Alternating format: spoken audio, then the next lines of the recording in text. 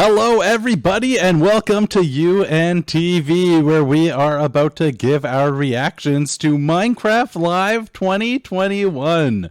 I'm Sky, and today we got... I want a munch! An unexpected cake. I think how we're going to do this is we're going to try to give our impressions of basically everything that got announced today. But we're going to try to go through it basically in order of the show, how it went down. I got some notes here. We're going to just go through beat by beat. And that means we're starting with the news on 118, the Caves and Cliffs update part 2. This wasn't so much news as much as just, hey guys, we're still on track. But what were you guys thinking? Munch, let's start with you. What did you think of the little bits we saw of the biome generation and stuff going on here? Super interesting. And I mean, I think we've talked about this before. I was quite disappointed with Caves and Cliffs Part 1, because to me it did not have either of those happening in it. So it was really a misnomer. So I'm very excited they are on track with the second one. The generations that we saw look really great. And hopefully it will be out before end of December, like they say. Yeah, they did say a month or two, so it's even possible we could see it in November sometime. But, Cake, what did you think? Yeah, I agree. It looks super interesting, and I'm just excited to finally get the second half of this update. I think I'm more excited specifically for the cave part. I think what they showed us today, the lush cave biome, if that's still what they're calling it, looks incredible.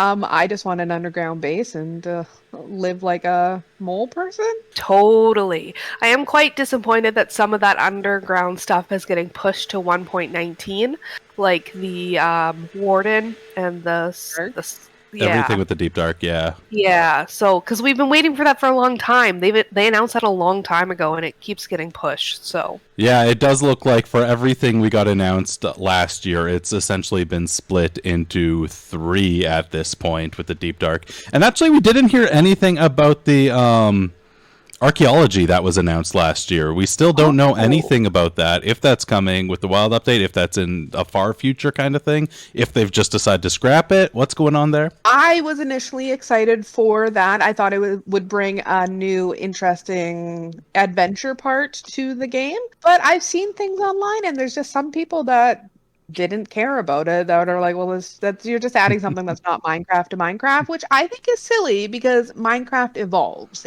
Yes. They keep adding things that aren't Minecraft, like the new ancient cities. So, but that's a really interesting point that someone would say that's not Minecraft, because Minecraft is literally what you want it to be. Like, you can play creative and build giant monuments and structures, or you can get deep into redstone, or you could just adventure with literally a bed.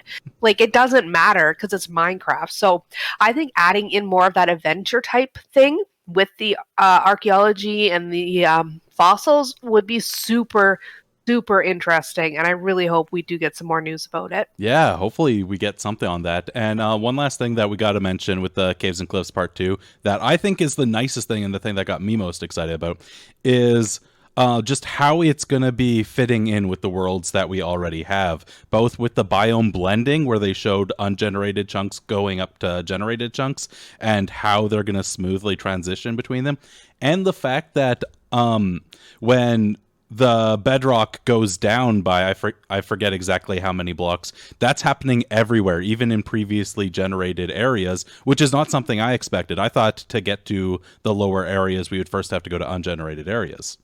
Absolutely, yeah. So to be able to explore that deep underground on our already established bases is super exciting to me, because like Cake, I am more interested in the caves than the cliffs part of it. Mm-hmm.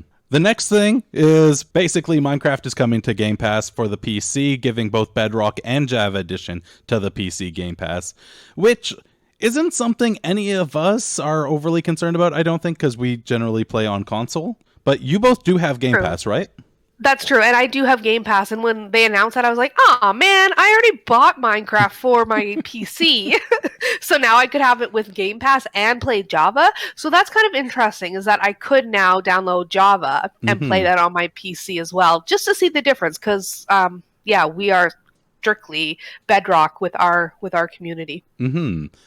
And that is because you have Game Pass. I want to clarify something with you. If you have Game Pass at all, you have it both on Xbox and PC, right? It's not 2 separate subscriptions or something? It's all one Game Pass. Okay. But PC and Xbox have different games in Game Pass. All right. So this is a good deal if you already have Game Pass. You're getting Minecraft added onto it and the ability to have both Java and Bedrock. Podrock. The idea of having both of them in there is pretty cool to give the PC Game Pass people the choice between which one they want to play. If only we could have equal parity between the two. Thank you for bringing that up, because that is another thing coming that I should have mentioned in 118, that they're going to have seed parity between the two of them, meaning that any seed you have in Bedrock will have an almost identical world in Java versus right now where they could be incredibly different. I think this is really interesting because I've watched YouTubers or streamers playing on Java, for example, and I'm like, oh, that's a really interesting seed. I'd love to explore that. And then it turns out, well, no, they're on Java and Bedrock. It's not going to be the same at all. So I think it's quite interesting. Hey, Cake? Yeah, I said to Munch, I wonder what impact that might have on the speedrunning community as well. Not that I'm a speedrunner at all, but I know that seeds are a big part of it, and that maybe it'll have some interesting effect on it. That's a very interesting point. I definitely didn't think of that at all. So next up in the announcement was the mob vote, and we're going to just basically jump to who won. We had the options here of the Glare, the Copper Golem, or the Allay, and it's the Allay that's going to take it here. And how's everyone feeling about this? Honestly, it was kind of my third choice, only because I really like the Copper Golem functionality and the way that it would interact with the world, and I just thought the Glare was really cute. But I knew it was never going to win. So the LA was definitely my third choice, but I think it has some interesting potential mechanics to it. Cake, what about you? Yeah. Also, Copper Golem was my first choice. I don't know why. I think I just like robots. I'm like, oh, like a teeny little robot friend. But the LA does have interesting uses. Yeah, I think they are definitely still working on it, and we'll definitely learn a lot more about it as they fully develop it, because right now it's just a friend that'll pick up similar items for you, which I don't really understand because I don't leave items laying around that often, because who does? But in my mind, it just looks like a nicer Vex. So yeah, I was reading actually some interesting thoughts about the LA, and for one example, say that you're doing a lot of tree farming, right? So you're climbing up and you're cutting down trees, and then the saplings drop on the ground. Well, instead of climbing back down to get them before they despawn, you could just send your ally to get them instead. There's definitely some interesting things. I don't know how often I'm going to personally use these guys, but they seem interesting. I just had the thought something I would use them for is my bee farm that I was having trouble with, because I have an automatic harvester, but then it would pop the honeycomb out of the area that the hoppers were picking it up, and I was losing a lot of honeycomb, so I kind of just scrapped the whole idea. But I could have an LA there just to pick up the honeycomb that comes out for me, so I wouldn't lose any. Nice. I like that idea a lot. Yeah, that is definitely the big thing, that these guys could take the place of like hopper systems and water systems that are moving things into sorters. And the fact that they're going to have some mechanics with the music blocks is extra interesting for two reasons. One, because that's just an interesting concept at all, that a mob is controlled by the note blocks, sorry, not music blocks. But secondly, that the note blocks, outside of just being musical, don't have a lot of purpose inside the game. And honestly, just being musical is a lot, because like there's some people who are just like note block people in the game. But to make it so it works with a mob in this way is very interesting. But I do want to give some hope to everybody, because we'll get into this a little bit later on. But in the announcement of what 119 is going to be, a big chunk of that is something from the 2019 mob vote. So it's something that lost that vote and ended up being implemented in the game now. So this could end up being in a situation where, sure, we're getting the LA in 119 now, but the other two could potentially come in. It's just going to be a longer wait for them. Yeah, that's fair. fair. A good point. I thought of that when I saw the frog. I was like, hey, wait, that was something that lost a vote a few years ago. So you never know with Minecraft. They might just give the people what they want. Everything. Give us all of it. So we got some stuff with the Minecraft Marketplace, which isn't something we really play with at all. But they did get into how you could make your own mobs, and it's kind of in a simplified kind of way where it kind of gives the impression that, hey, look, anyone could do it be it completely creating a mob almost from scratch, or just altering existing mobs.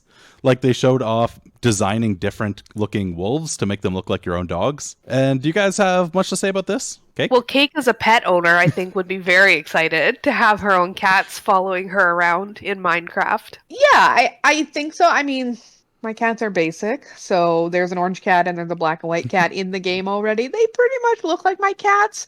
I don't know much about this at all, but my one cat does have long hair. If there was a way to give it that texture so it looks more like my actual animal, that's pretty fun. I do want to say I like what Lydia did with the axolotl and the alligator. I thought it was super cute. Like such a fun idea. So just to give players that aren't yet creators like that the ability and encouraging them to really get down to the base of what Minecraft is and say, look, you can do this too. It is for anyone. I think that was a really cool thing for them to highlight. Yeah, and what they were showing off with these mob creations for the 3 people who were hosting this section, there was the 2 dogs that were just like reskinned wolves. There was what you just brought up of like an axolotl alligator kind of fusion. And then there was one that was like a little tree person that was like entirely original, at least by design. So that's really interesting, the scope to which you could be altering these guys. Now, I don't know if I missed it or not, but are these all passive mobs, or could you create a new hostile mob? From what they showed, it looks like you could import the like AI from a current mob or make it act in a way you want. So it sounds like you could completely customize it in whatever way you're thinking. And interesting. I actually came up with the idea of a small little Munch that has all the behaviors of a creeper, except it's half the size, faster, and just maybe angrier. That's accurate. Yeah. I like that a lot, actually. You would have to somehow put in like in the daytime it seeks out the nearest bed and just goes to sleep. Ooh, yes. I wonder if you could use both the AI from like a baby villager and from a creeper and combine the two.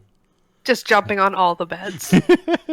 Yep, love it. So perfect. Then we move on into Minecraft Dungeons, which I don't think any of us have played, have we? I played a little bit. Yeah, I got like maybe 3 or 4 levels in. It was good. I just prefer Minecraft where you're actually building and crafting things.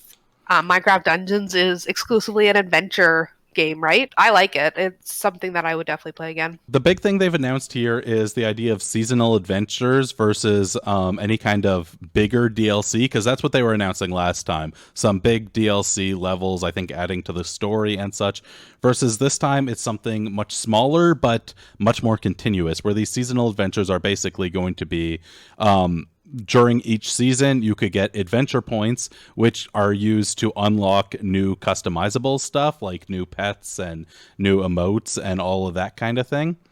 And what I think is really interesting with this, because a lot of games that are trying to keep the players in forever, for just keep playing and playing and keep giving them new rewards, it's locked into specific times. So if it's, say, season 1, you have to get all the season 1 stuff before season 2 starts, or it's gone for you, and that's part of how they get you to play.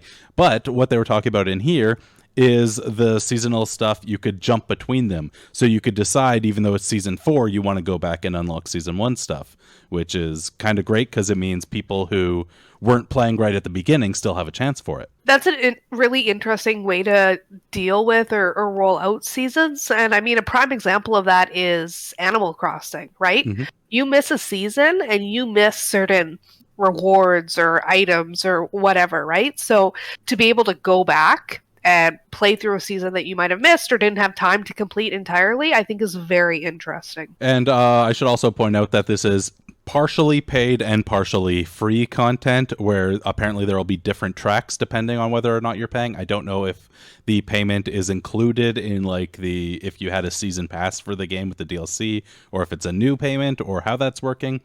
but apparently this is going to be coming around December, is their hope? Lots of exciting stuff coming in Minecraft and Minecraft Dungeons in the next couple months. And unless anyone has anything else to say, I think it is time for the major topic here. All right, they have announced 1.19, the Wild update, coming sometime in 2022. Just general thoughts. Cake, let's start with you. What are you thinking about this update? I'm so excited for it. There's nothing about this that I saw and went, oh, that's dumb. No, everything they talked about, I was like, yes, this is so great. The ancient cities are so spooky, so scary. I like that they're doing something completely different with the lighting in it, like the fading black that fades back in, the skulks, that's what they're called, Yeah, right? the Skulk stuff. The Skulk family in general, I think it's a beautiful block. Just decorating ideas look incredible. The warden is still terrifying. And then the whole other half of it, that is the mangrove and the swamps and the frogs and the fireflies, all of that, it's just incredible. Incredible. That's all I have to say. I'm so excited. And Munch, how are you feeling about all this? I am trying to hedge my excitement a little bit because I was very pumped about 1.18 and it has not lived up to expectations, to be quite honest with you. And so I feel like they roll out this huge announcement, 119, it's going to be this big thing with the cities and the swamps and the mangroves and everything. And I'm sure it's going to be great, but I would not be surprised if they split it into two halves again, because this especially is two completely different things, right? Caves and cliffs I can kind of see because it's terrain going both ways, but you've got the spoopy cities and you've got swamp mangroves with cute frogs. So I think we're going to see a split again, which means we're going to have to wait for some of it a lot longer than the other. And I am a little disappointed, or maybe that's not the right word, but it'll be interesting to see the final renditions of the frogs, because I think the frogs are really cute, but the colorings are weird. And I know they kind of talked about their color choices for the different biomes that you can have the frogs in, but they said the word tropical frog, and I was like, oh, fantastic. And then it's just this like light gray monochrome frog, and in no way said to me tropical. And then they got into the signs of it, about there's tropical frogs that match the color of the sands to bring down their body temperature, blah blah blah. And I'm like, that's great, but is that really what we want? I don't know, we'll see. But I'm with Cake. I like the idea of having tadpoles that you can put in buckets, and then the different frogs and the fireflies that they then eat, which is fantastic. Now if we could put fireflies into some kind of lighting thing, that would be fantastic. I'm going to build a fairy wonderland forest. It's going to be great. Imagine if you could capture the fireflies in bottles and that becomes a light source. Right? Right? It would be so great. And then you could hang them off of chains and have these hanging bottles all throughout your enchanted forest. Oh my god. That would be amazing. But again, gotta hedge our expectations, because I don't see that happening, and it's going to take a while to get all of this stuff. But we're getting mud. You make a good point there, Cake. We are getting mud. I think it's super interesting, though. For one, I love the mud brick. I really like it. Like, it's a much more great square texture. Brick. The texture is really cool. I like the color palette to it. Yeah. It's very interesting, and the fact that you can use the dripstone and turn it into clay. Yeah, the fact that clay is now a renewable resource is huge. Yeah. It could make making things out of brick a far more doable concept. Yeah. Totally. Yeah, very cool. You know what? I want to jump back quickly to something Munch said with the frogs, and I want to ask you, is it that they call them tropical frogs that you think threw you so much? If they called them, say, desert frogs, do you think you'd have different feelings? Desert frogs I would be into, because to be fair, we have like the underwater tropical with the coral and the tropical fish and whatnot, but we don't really have an above ground tropical biome, right? Where we do have a desert biome, and that's where it looks like these frogs are going to live. So yes, I 100% agree with you. They should have been called desert frogs. Yeah, it's really more of a naming thing than a general, like, this frog is a problem. That's fair. Getting deeper into this, they were talking about how the wild update is about beautiful nature and scary adventures. And these scary adventures come from the deep dark, which unfortunately is being pushed away from what was originally going to be 117. And also, just about the hedging bets thing, I want to toss in here. I'm pretty sure 117 is the very first time they ever split any of the update things they've said. So it's unfortunate that it's now been split into 3. And I think we could see that probably some of this has come out of COVID, probably affecting everything. But hopefully this all goes to plan. And if so, we are finally getting the deep dark with 119. And that is the scary part. And these ancient cities, so beautiful, so terrifying. It is completely different than anything that is naturally generating in Minecraft. The scariest thing, I guess, right now is the strongholds. And those really aren't that bad once you know what you're doing, right? They're not that spooky. They're not that scary. But can you imagine trying to make your way through a stronghold, for example, and have a warden chasing after you? Terrifying. Also, because of the darkness and what is happening in the ancient cities, it's not just going to be wardens. Like, there will be all the other mobs that are spawning there as well, right? Yes. Unless, I guess, it's like Mushroom Island and nothing else is spawning. I can't see them doing that. I don't think so either. I think we actually have some evidence that it won't be like that, because when we got into the Skulk family of mobs that are coming into this, and blocks, not just mobs, because they're kind of a fusion between the two, we had the Skulk Catalyst was the first they talked about, which is a new thing that wasn't mentioned when they talked about the Deep Dark stuff last year. And this is a block that will spread Skulk throughout the area when other mobs die. So it's like it's sucking their souls into the blocks. It's kind of cool because it's using the same kind of mechanic as the moss taking over the blocks around it, but this time with the added part of it being from the mobs' XP. It's interesting. It's definitely an interesting mechanic that we haven't exactly seen before, and I like the creativity of it. I think it's pretty cool. Mm-hmm. And the fact that the warden can smell you. Like, what? Yes. Smell you? They said that, and I was like, smell? Really? That is, like, wild. It's wild because scent has never been a thing in this game before. No, exactly. Right? Are we going to get a smell meter? Like, you need to go have a bath before you go in there so they can't really smell you? Roll around in the what's mud your a little smell? Bit? What's your smell range? Yeah. So you know you have to stay this far away from him. I don't know. Yeah. I think that's basically how it's going to work. And this is especially interesting because last year when they brought this stuff out, brought out the warden, it was all about these new sound mechanics and how when you step or open chests or break blocks, this is all stuff that's going to get the warden's attention. But I think how this scent thing is going to work, and I could be completely wrong about it, but at least my interpretation here is what it means by smelling you is if you get within a certain amount of blocks of you, now it's not just going by sound, now it's going by it could chase you because it has smelled you. Picked because up your it's scent. Yes, that's yeah. And yeah, this could be really interesting. And the way they are summoned by the Skulk Shriekers, that one already terrifying because they have their creepy ass yell and they have the darkness effect that no matter how many lanterns and stuff are around, it looks like it'll turn it to almost complete darkness and turn it up and turn it down. And it's if these guys are set off too many times, the wardens come out from the Skulk and chase after you. Yeah. Interesting. I almost wonder, like, other than like the adventure part of it, like, what's our motivation to go there? Is it going to be like a Bastion remnant or something? Like, is there going to be some really good loot for us to be dealing with the warden and the skulks?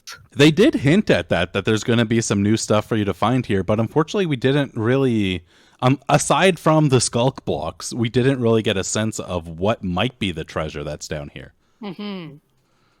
Is there any kind of thing that's currently in the game that would make this feel like a fitting adventure for you? A dragon egg.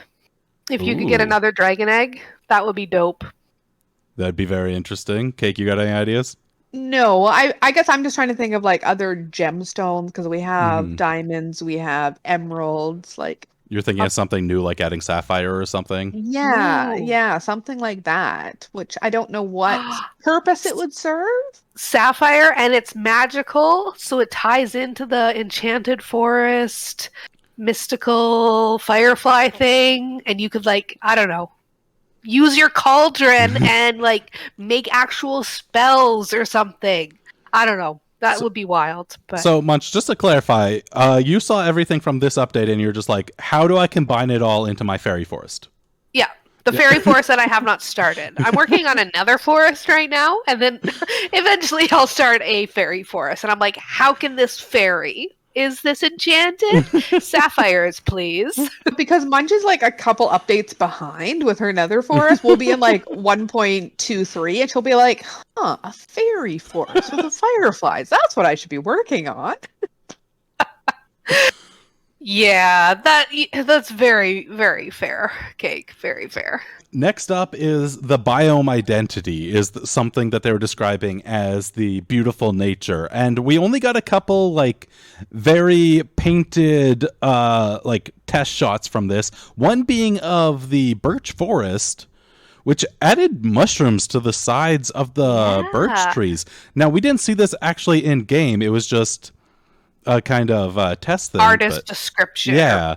Depiction. Depiction. Do you think we will get some kind of block that's growing off of the birch tree? Perhaps. It's probably not that far-fetched. I like this whole thing that they're talking about, really trying to change the ambiance of the different biomes, for a better word. Like Agnes really focused on how the trees are taller. They're letting in a lot more light, because right now when you get a birch forest, it is packed with trees. It's dense. It is dense. a very dense forest. So it would definitely change that. And I'm wondering, what other changes it would have on the other biomes as well. Talking about the birch forest, it would be really interesting if the way that she talked about making the trees bigger, some more light trickles in. But even if you still had dense parts that eventually like opened up into like a little meadow or whatever, with like water coming down from the rocks, and there's a little pond with some fish, you know what I mean? So that it's not just birch trees. It's not just a birch forest. You're kind of adding more to the actual biome. And I think this kind of ambiance stuff is why we're getting things like the fireflies now. They're trying to find these ways to really differentiate just the feeling of being in the biomes. That's one, sorry, I didn't mean to interrupt you, but that's one thing that I have said before, is that the different biomes, the outdoors, the nature should affect your health meter. So I know we have that with the snow now, right? So if you stand in snow too long, you get cold and you start taking damage. Why don't you get heat damage in the desert unless you're wearing a specific hat with a specific enchantment? Or maybe if it's raining in the forest, you can't, I don't know, run or can't see. Like something like that, you know? So that the weather is actually affecting in-game more than it is right now. That would be interesting to see. Definitely. I would like it. And then what I think the marquee thing here, like as much as we love the Deep Dark, that's something we already knew was coming. The biggest surprise here was the swamp, which you guys have already talked a little bit about. And I think it was at least in part a surprise because this was, again, something that was from the 2019 vote. So it was like, okay, well, we're not getting a swamp update anytime soon. But no, here it's coming. And we got some very interesting things. They led it off with the boat with chest. No one is mad about this. Like, no one is mad about this. And like Cake was saying, you can say Cake, but it's, I love it. Bases so many times in our realm already. And it took me so many trips because your pockets only hold so much. But if I could pack a bunch of shulkers into a chest and take that with me, holy crap, it would be game changing. And it would also be really cool because if you're out exploring as well, there's so many times when we've been out exploring and, well, we gotta head back. All of our pockets are full. This would give you just that little bit more storage space to be able to take things with you. And like Agnes was saying, put your valuables in it. If you die, you can just go back there and pick them up. You don't have to worry about a mob picking them up. You don't have to worry about Despawning. them despawning or falling into Mhm. lava, whatever. They will just be sitting there waiting for you. And it's super, super handy when you're not in the end game stage or you don't have the resources to make an ender chest. You can you will almost immediately be able to craft additional inventory that you can bring with you fairly easily. I think this will be especially handy since it's a boat when you're doing a treasure hunt, because you know how much sand and everything you get when you're trying to find one of these treasures. They don't exist. What are you talking about? I know we have trouble finding them. Oh, we have the worst luck with treasure maps. It's absurd. And you know what? When you're talking about early game inventory management, that reminded me of another thing we didn't get any news on, and I might be remembering wrong. I think it was called the Satchel that was announced last year or something like this. It was a archaeological thing.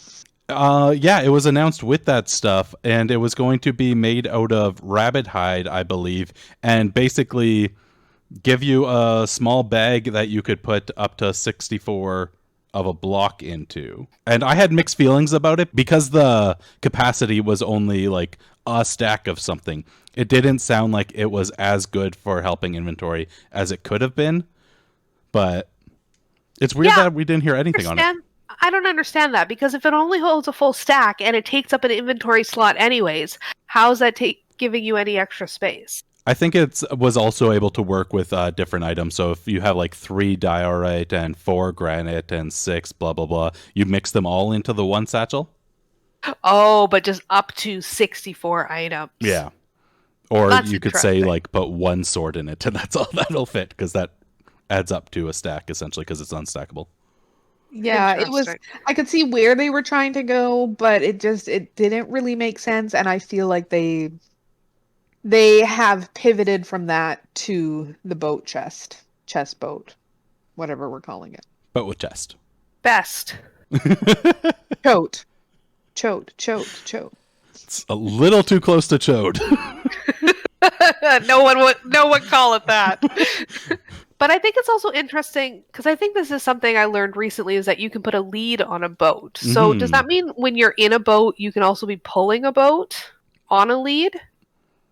This is something we could be really interesting if it could be you could have a boat with chest with a llama with chests on it, and you're in a second boat with chest. And you're pulling it with a lead. Think of all the stuff you could carry. So many pockets. And what was next? Next was the mangrove tree. Which, did you guys get the impression it has to grow in a body of water? Or in some of the shots, did it look like it might have been growing off land? At least touching water? Beside water? Nearby water? Yeah, like, I think the roots especially have to be in water. So I don't know if maybe the ones we saw on land were just the normal swamp trees. Do we have swamp trees right now, or are they just stupid I think oaks? I think it's just oaks in there. Oh, okay. Vines. Right, so maybe there's like, I don't know what they'll call it, because they can't call it a swamp tree. I guess they call it a jungle tree, so they could. And then that would just be on ground, and then the ones in the water will have the roots and the other fun stuff happening. I think the roots is one of the most interesting parts of this, because they look like they were a brown variant of the leaves almost, the way they're mostly transparent and just these blocks that come off of the bark and everything. Yeah. They look like they're probably the most interesting part of this tree to me, because they were even describing how you could be in a boat going through the swamp and going between these roots and around the trees. Totally. Yeah, I think it's really going to add to that whole swamp aesthetic. But it doesn't have any functionality, right? It's just a decor. For now, but... Yeah, they could always add. And Cake, as the biggest decorator of us, how are you feeling about this new wood variant? It looks like a redder kind of hue. Say it's a red jungle tree. Yeah. Which is fine. It's always nice to have a new variety of wood, but I think I will not make my final decision until I see the door and the trapdoor, because that's where the most variety comes from. Totally. Yeah. A plank is a plank is a plank. But a plank is a plank is a plank. Put that on a t-shirt. But really, the doors and the trapdoors are where we see the variety, and where as when you're designing or decorating a space, you really focus on that part, and then I match the wood to it, if that makes sense. So Totally. So yeah, it'll be interesting to see, especially like I know mangroves are big, like she said, in Florida, but they do grow in other parts of the world. So if it might have a influence from like the culture surrounding where in the world it's from, I don't know. Could be interesting. And I think the last interesting thing about these trees is what they have for saplings, these propagules, that unlike other saplings that usually come from breaking the leaves, these ones are like growing from the leaves. So there's ones that you could just take the saplings from instead of having the luck-based drop. I think this is fantastic. It's a fun way to change up and add a new way to gather resources. Yeah, and you don't have to destroy a whole forest to get the saplings. Do you know what I mean? Because a lot of times when you're working on a build and you need saplings, well, you're going to have to cut down your favorite tree, which is not always ideal. I mean, you can regrow it, but you know what I mean. Totally. It can be a pain. So you guys have pretty much covered mud for the most part. Is there anything else you guys want to cover about mud? Any big thoughts? I guess it's worth saying that the way you get mud is throwing a water bottle at dirt, which is an interesting new little thing. I just love how when he was introducing this new concept, he's like, yeah, so we've come up with wet dirt, which is also known as mud. I am curious to see if it will have the same mechanic as, say, concrete powder. Because you have concrete powder, but when it's set next to water, it becomes concrete.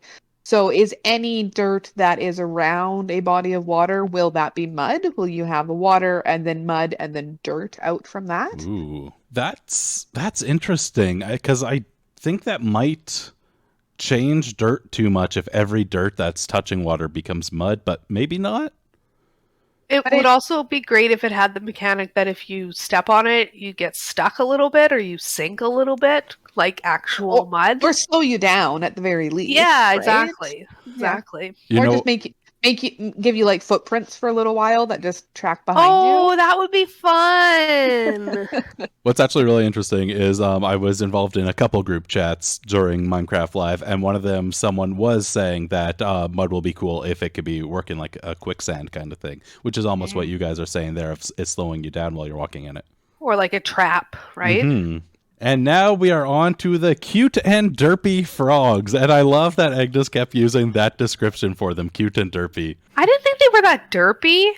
Maybe my definition of derpy is different from Agnes's, but they are cute. Absolutely. They're very cute. I don't know why, but the fact that they have an animation for their like the bottom, the breathing. Yeah, the breathing. Yeah.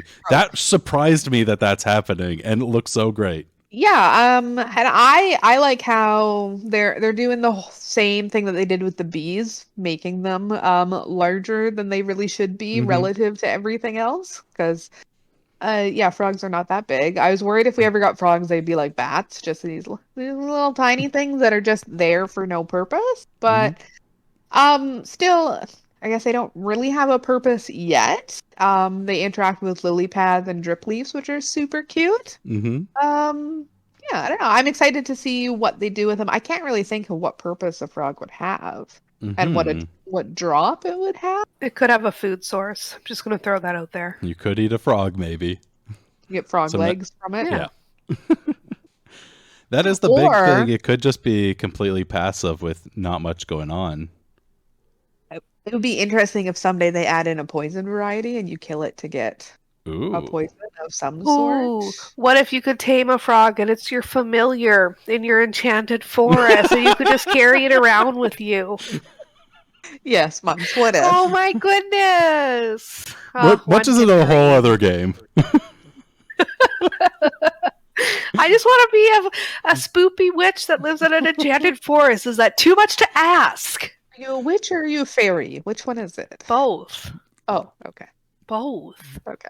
Surprised you didn't just say yes. I know. Oh no. You're slipping. That kind of brings this idea of what they could drop, what they're going to actually do mechanically, brings us to the final thing of Fireflies. Do you think these guys are going to have any purpose outside of atmosphere, or do you think they're just going to kind of exist in the way bats do? Well, they are food for the frogs, so that's Mhm. something. But I don't know if we can collect them in order to breed frogs, or if they're just going to be in the atmosphere. That is an Yeah. interesting idea, because we probably will get some way to breed the frogs. Well, you can't breed bats, though. Yeah, Yeah, but bats are weird. we ignore bats. We forget they exist. Rude. Yeah, I'm thinking that fireflies will be put in the same classification as bats, or even the pollen from the Oh, those new uh, flowers. Is it Dripply flower, or is it Ripley flowers, which we haven't really heard much about. that'll But be you in know the what I mean? lush Like, caves at least? yeah, like it's just kind of there. Hmm. That's about it. I do really like the idea of if you could put them in bottles for a light source, or if they could be a light source in general. I think that's the coolest So thing they could do great. with the fireflies. If It's like this so is something great. we just made up, so no one go into 119 expecting this to be a thing, but it should be. it should be. Monyang better be listening to us because we have great ideas. They better be listening to everything that Munch needs for her fairy forest. Or there's going to be hell to pay. All right. So we have covered, I think, everything major going on in here. In the pre-show, we got a couple little retrospectives on all the updates that have come before this. Since you two just started a year ago, the 117 is the first update you've actually experienced with experience on both sides of it. How did you feel about watching this whole retrospective and all the things that came before, and seeing like the beta versions of Minecraft? Yeah, it was pretty interesting to see, and I still can't even imagine playing that kind of Minecraft. Like it is 100% different from what we have now, and even these next couple updates that we're gonna get, it's gonna change the game even so much more. So in a way, I'm almost jealous of the people that have been playing since the very beginning. Like if I could go back in time, I'd probably go back to what was that, 2009, 2010? 11. Whatever, and say, start playing Minecraft. Do it now. Do it. You got to get in on the ground floor so you can really experience the whole thing and all the changes and be a part of that. Oh, I feel like if you started all the way back then, you would be decorating better than Grian. You'd be way up there. Aww. Oh, You have great decorating ideas, Cake. That is true. oh, Myself, on the other hand, I don't like changes. And I also don't like being promised one thing and given another. So, and I've talked about this before, the fact that we came into playing Minecraft after the Nether update. So being described what the Nether was previously blows my mind because there is so much in there. All the different biomes and the mobs and the bastions and the fortresses. It's just so much. So to imagine that like 90% of that never existed, I can't even imagine playing a game like that. So it was very interesting to see where this game came from. And I have watched some older Minecraft videos from certain communities on the internet. So I've seen how like the textures of cobblestone has developed over the years and just really small things like that has changed the game significantly. And we see that I think with every update, right? They tweak a few things. The ores especially changed in 117, and I don't think many people were expecting quite the change to them. So that's always going to happen. But yeah, it was interesting to look back on what Minecraft was and what it will hopefully be one day. Enchanted Forest for everyone. Yay.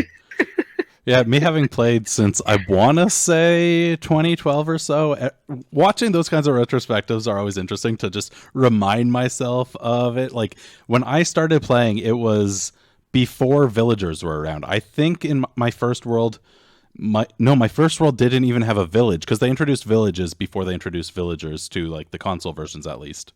Huh. And also when you were playing on console, it wasn't infinite worlds. It was just a small, like I think 600 by 600 world, and that was it. Whoa. That's to very limited resources. I used to think that was big too. Like it's insane to now be where we are now. It is so much fun. Even elytras, right? Elytras have only been around what, 2 years? I think elytras have been like 5, but still, they're still relatively new. So to just imagine traveling 600 blocks without an elytra. That takes a little bit of time, right? Yeah. Whereas now it's like that's nothing. That is my life. Cake, you have a horse. Cake, you need to learn how to fly. Can't do it. I just die and lose all my stuff. People were not meant to fly. If we were, we would have been given wings from birth. Yeah. Munch, you do fly in the game. Why are you taking her side? Anyways. Anyway, I think we are going to call it at this. I hope you guys enjoyed this look at everything coming for 118, the Caves and Cliffs Part 2, 119, the Wild Update, and all the other things we talked about here. Let us know what you think. Should Cake learn to fly? Should Munch get her fairy forest? What do you most want coming in the future? What are you thinking of all these things? Drop your comments down below. Click like and click subscribe, because you know what? More stuff like this might be coming. So much great stuff. Exactly. Always a fun time over here at Unsupervised Nerds. And be sure to check out our Twitch channel where we stream a couple times a week. And you can find that link in our bio. Yeah. All right. And until next time, we will see you later, everybody. Bye.